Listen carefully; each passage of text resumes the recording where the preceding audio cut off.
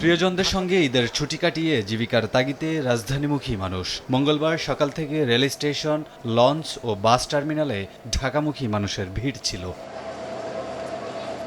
ফিরতি যাত্রার তৃতীয় দিনে ১৬টি ট্রেন পূর্বাঞ্চল ও পশ্চিমাঞ্চলের বিভিন্ন রুটের উদ্দেশ্যে ঢাকা থেকে ছেড়ে যায়। পাশাপাশি ১৫টি ট্রেন ঢাকায় প্রবেশ করে। এদিন রংপুর এক্সপ্রেস, পর্যটক এক্সপ্রেস ও নীলসাগর এক্সপ্রেস ট্রেন প্রায় ৩ ঘণ্টা বিলম্বে ছেড়ে গেছে।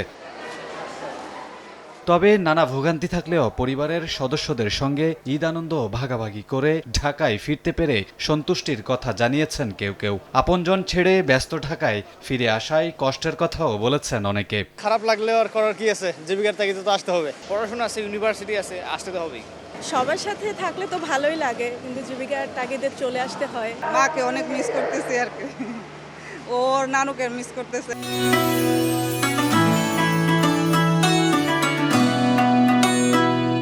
এদিন ঢাকা থেকে বিভিন্ন গন্তব্যে যাওয়ার টিকিট কাউন্টারেও ভিড় ছিল চোখে পড়ার মতো।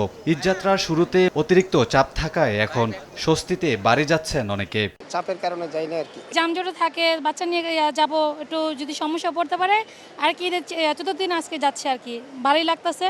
লংসে দুর্ঘটনা হইলো, এই কারণে আর কি যাচ্ছি দেরি করে।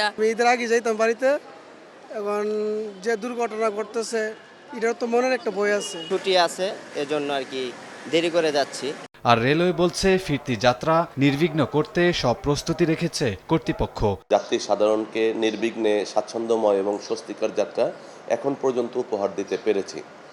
আমি প্রত্যাশা করব যে আগামী ঈদ ফেরত যাত্রার শেষ দিন পর্যন্তও আমরা যাত্রী সাধারণকে একটা স্বস্তিকর যাত্রা উপহার দিতে পারবো। প্রায় একই দৃশ্য দেখা গেছে রাজধানীর সদরঘাটে। ভোরে দক্ষিণাঞ্চলের বিভিন্ন লঞ্চ টার্মিনালে ভিড়তে থাকে। নিজ নিজ কাজে যোগ দিতে কর্মজীবীরা ফিরছেন ঢাকায়। অনেকদিন পরে জার্নি করছি লঞ্চে, আমার ভালোই লাগছে, তো আনন্দটা উপভোগ করতে করতেই আসলাম। খুবই ভালো সার্ভিস পেয়েছি, এখান থেকে লাগেজগুলো নিজ হাতে টানা লাগাইনি। এছাড়া সড়কে অতিরিক্ত চাপ না থাকায় বাস যাত্রা অনেকটাই স্বস্তিদায়ক ছিল বলে জানিয়েছেন যাত্রীরা।